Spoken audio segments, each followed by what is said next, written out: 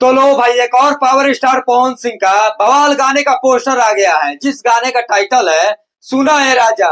मतलब कि Pawan Singh bank two bank तांडव दे रहे हैं।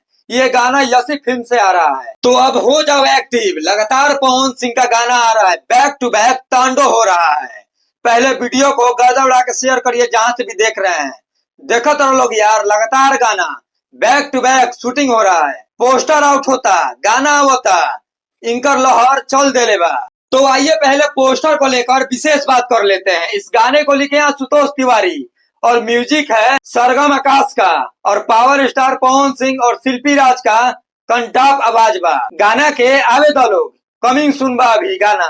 गाना आवते देखते हैं ये गाना किस टाइप का होने वाला है। और वैसे भी जिस गाने में चांदनी सिंह रही है पवन सिंह के साथ है, वो गाना भाई सही में तांडव मचाए वाला होला। इस गाने का पोस्टर लगभग कल से वायरल हो रहा है और बहुत तेजी से वायरल हो रहा है।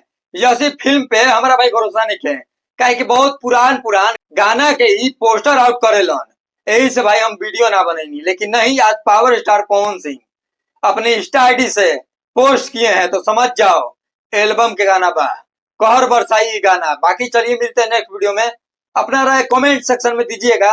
लगातार गाना आ रहा है, बस आप लोग कुर्सी का पेटी बांध के रखिए और एक्टिव रहिए।